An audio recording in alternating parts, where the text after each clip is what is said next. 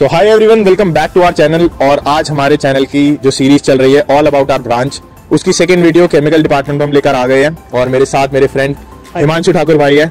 और आज हम कवर करेंगे पूरा केमिकल डिपार्टमेंट, लैब्स, क्लासरूम और किस रैंक पर क्या मिल सकता है, किस तरीके का केमिकल डिपार्टमेंट है, फैकल्टीज कैसी हैं, सब कुछ देखेंगे इस वीडियो में। तो चलते हैं आगे।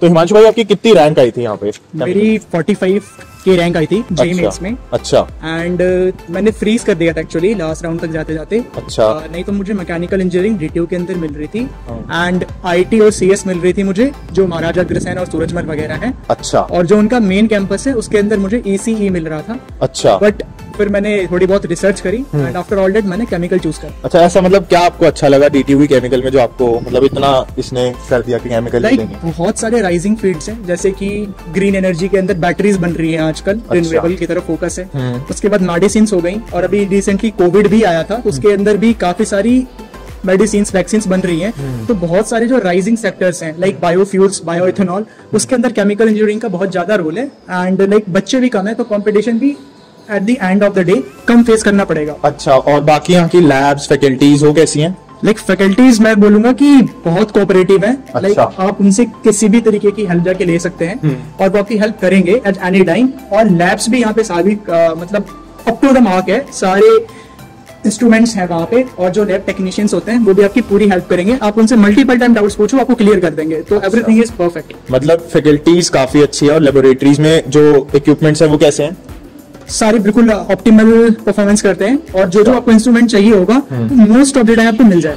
ओके। तो इस टाइम हम आ गए हैं साइंस ब्लॉक के सेकंड फ्लोर पर। यहाँ पर पूरा केमिकल इंजीनियरिंग का डिपार्टमेंट है।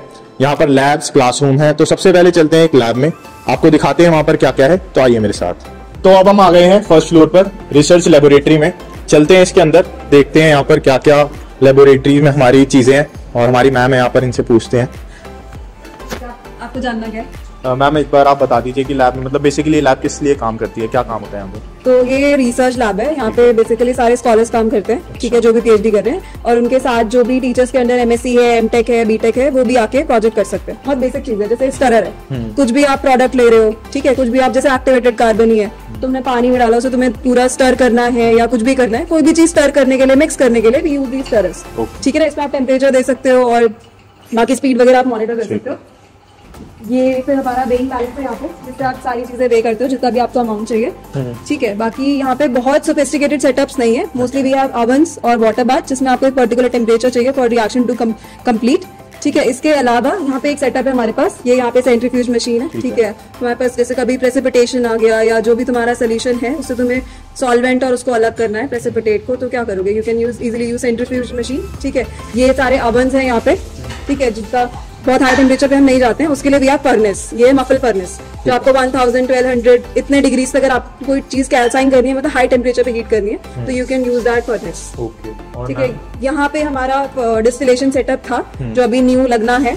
वो डिस्टिलेशन क्योंकि डबल मतलब डिस्टिल वाटर बनाने के लिए, आप टैप वाटर तो रिएक्शन में यूज नहीं करोगे, यू नीड डिस्टिल वाटर जिसमें अदर आयंस और इम्प्योरिटीज ना हो, तो we use distil water for that. Okay, ठीक है, thank you so much ma'am. तो रिसर्च लैब के बाद अब हम चलते हैं नीचे। नीचे भी एक लैब है, आइए दिखाते हैं उसके बारे में। तो अब हम आ गए हैं ग्राउंड फ्लोर पर। और ये किस चीज की लैब है हमारे पास? सेंट्रल इंस्ट्रूमेंटेशन फैसिलिटी है। यहाँ पे जो भी रिसर्च स्कॉलर है वो रिसर्च पर्पसेस के लिए एक्सपेरिमेंट्स परफॉर्म करते हैं। सर, ये लैब किस यूज में आती है यहाँ पे?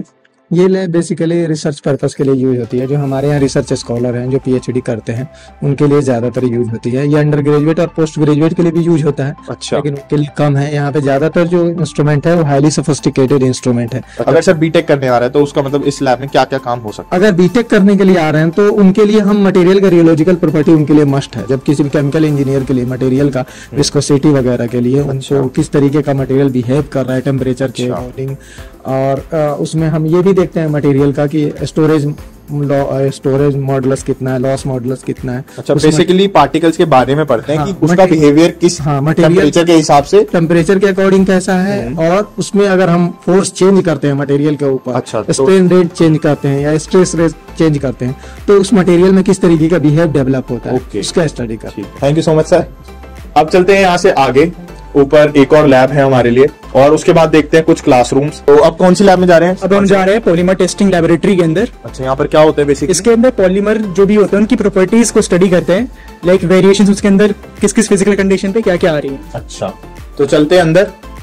हमारे जावेद सर कहाँ गए? ये सर, ये लैब किस यूज में आती है बताएंगे एक बार? ये हमारा बेसिकली पॉलीमर टेस्टिंग लैब है। अच्छा। हम यहाँ पे पॉलीमर टेस्ट करते हैं, उसकी मटेरियल, उसकी प्रॉपर्टी का एनालिसिस करते हैं। पर्टिकुलरली हम यहाँ पे प्लास्टिक मटेरियल जो होती है, प्लास्टिक की टेस्टिंग करते हैं। और उसमें भी हम, अगर हम इस मशीन की बात करें जिसको हम MFI कहते हैं, मेल्ट फ्लो इंडेक्स कहते हैं, तो हम इससे थर्मोप्लास्टिक मटेरियल का स्टडी करते हैं। और सर बेसिकली ये पूरा लैब किस उस चीज पर काम? ये बेसिकली हमारे पास जो भी लैब होता है बेसिकली, तो ये पूरा लैब प्लास्टिक का जो भी उसकी क्वालिटी के ऊपर काम करता है, कि क्वालिटी और उसकी टेस्टिंग के ऊपर। अच्छा, किसी भी मटेरियल की क्वालिटी कैसी है और कितने पर वो पंचर हो जाएगा और कितने पर ठीक रहेगा, उसके मेल्टिंग टेम्परेचर पे हम उसको प्रोसेस करने से पहले, किसी मटेरियल को हम प्रोसेस करने से पहले और आफ्टर प्रोसेस दोनों हम यहाँ पे फाइंड आउट करते हैं। तो अब चलते हैं केमिकल डिपार्टमेंट के क्लासरूम्स की तरफ। तो अंदर यहाँ पर पूरा क्लासरूम है केमिकल डिपार्टमेंट का, और काफी अच्छा बड़ा क्लासरूम है। यहाँ पर एयर कंडीशंस है यहाँ पर भी क्लासरूम में, और स्मार्ट बोर्ड लगा हुआ है, हमारा प्रोजेक्टर आप देख सकते हैं यहाँ पे, और काफी बड़ा क्लासरूम है। यहाँ पर करीबन 100 बच्चों के आसपास सिटिंग हो जाती है एक टाइम पर, और ऐसे ही क्लासरूम्स ऊपर भी हैं। तो आज हमारे साथ उत्कर्ष भैया हैं जो 4th ईयर में अभी, और इनसे हम पूछेंगे कि DTU की इस साल प्लेसमेंट्स कैसी गई हैं, टेक, नॉन टेक और कोर में। तो भैया किस तरीके की प्लेसमेंट गई है आपकी बात? यार प्लेसमेंट इस बार अच्छी गई है, बट अगर कंपैरेटिवली बोलें लास्ट ईयर से तो थोड़ी डाउन है, क्योंकि रिसेशन वगैरह का चल रहा है। अच्छा। और जो DTU थोड़ा कॉलेज है वो नॉन टेक ओरिएंटेड है, तो नॉन टेक की प्लेसमेंट यहाँ काफी अच्छी होती है, काफी अच्छी कंपनीज आई हैं जो IIT बॉम्बे वगैरह में सिर्फ हायर करती हैं। अच्छा। तो उस तरह कंपनी आई है। बाकी टेक में तो जो सारी बड़ी कंपनीज हैं वो आई ही थी। अच्छा, गूगल, माइक्रोसॉफ्ट, अमेज़न, ये सारी आई। हाँ, टेक की थोड़ी कंपनी कम खुलती है हमारे कोर ब्रांचेस के लिए। अच्छा। नॉन टेक की ऑलमोस्ट सारी कंपनीज खुलती हैं। ओके। और जो कोर की हैं वो तो जैसे प्रॉपर कोर केमिकल में जाना है उसके लिए भी इनफ अपॉर्चुनिटीज हैं। लेकिन बच्चे थोड़े कम ओरिएंटेड होते हैं केमिकल के लिए, लेकिन जितने भी थे ओरिएंटेड सब अच्छी जगह प्लेस हो चुके हैं और काफी अच्छे पैकेज पे। अच्छा भैया, जैसे आपको 4 साल हो गए यहाँ पे, ओवरऑल कोई नया बच्चा आना चाहता है DTU में, या फिर 1st, 2nd, 3rd ईयर में है, तो उसको अपना क्या माइंडसेट रखना चाहिए कॉलेज को लेके, कि क्या क्या फैकल्टीज उसको दे रही हैं, कॉलेज प्रोवाइड कर रहा है, तो कैसा है कॉलेज का? यार कॉलेज तुम्हें चाहे जिस फील्ड में जाना हो, चाहे अगर तुम ब्रांच केमिकल हो, लेकिन अगर तुम्हें टेक में भी जाना है तो कॉलेज सारी अपॉर्चुनिटीज तुम्हें प्रोवाइड करता है। अच्छा। तो उसकी तो कोई प्रॉब्लम नहीं आने वाली है। बट थोड़ा अगर आप 2nd ईयर 3rd ईयर से, इवन 3rd ईयर से भी आप थोड़ा माइंडसेट क्लियर रखोगे कि मेरे को किस तरफ जाना है, तो वो बेटर रहता है। कि अगर किसी बंदे को प्रॉपर नॉन टेक में जाना है या टेक में जाना है, तो वो उस हिसाब से अपनी प्रोफाइल बनाएगा, तो उसके लिए ज्यादा बेटर रहता है। तो उस 4th ईयर में वो प्लेसमेंट अच्छे से निकाल पाए, क्योंकि अगर वो 4th ईयर से पहले थोड़ा सोचेगा और उसे पता चला कि कोई बंदा था वो टेक में जाना है और उसने इंटर्नशिप की होगी कोर में, तो अचानक से स्विच करना बहुत मुश्किल होता है। और कैसा पैकेज क्या है कोर, नॉन टेक और टेक में यहाँ पर आपकी बात? यार पैकेज तो डिसेंट पैकेज है, कि मतलब जितना होता है थोड़ा कोर में थोड़ा कम ही रहता है, बट मोर देन इनफ होता है। जितना भी अच्छी मतलब टेक के बराबर कंपनीज भी आई हैं जो कोर की आई हैं। अच्छा। तो ऐसा नहीं है।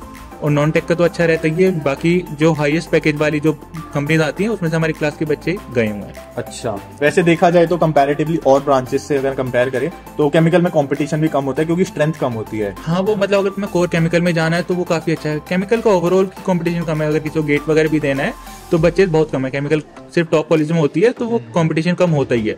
गेट में भी अगर देखोगे तो उसमें सिर्फ 20-30 हजार बच्चे ही देते हैं, तो वो केमिकल में कंपटीशन ओवरऑल कम है। अगर तुम्हें किसी को MS वगैरह के लिए भी जाना है बाहर, तो इन कंपेरिजन अगर मैं बोलूँ कि ECE से अगर जाना हो उसे MS करने, तो केमिकल में ज्यादा अपॉर्चुनिटीज हैं, क्योंकि बच्चे कम होते हैं तो MS के लिए ज्यादा मतलब होता है। फिर वो कंपटीशन वाली बात आ जाती है, तो आसानी से अच्छी यूनिवर्सिटीज में IB लीग वगैरह में एडमिशन मिल जाता है। अच्छा, और बाहर जाने का स्कोप कैसा रहता है वैसे? यार बाहर हमारी क्लास से काफी बच्चे बाहर इंटर्नशिप करके आए थे। अच्छा। हमारी क्लास से जर्मनी गए हुए थे बच्चे, जर्मनी गए हैं, एक बच्चे गए थे जर्मनी, इवन 3 कनाडा गए थे। अच्छा, तो मतलब इंटर्नशिप की भी अपॉर्चुनिटी अच्छी है।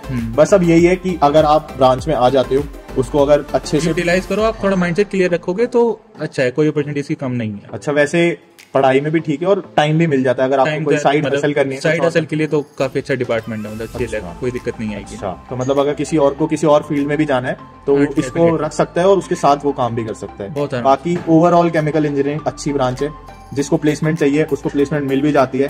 बाकी मैं हर वीडियो में कहता हूँ, कोई भी कॉलेज बेकार नहीं होता, कोई भी ब्रांच बेकार नहीं होती। बस आपके अंदर है, अगर आपके अंदर पोटेंशियल है तो आप उसमें निकाल लेते हो। हमारे भैया ने भी निकाल लिया। भैया वैसे एवरेज पैकेज आपकी बात कितना गया है यहाँ पे?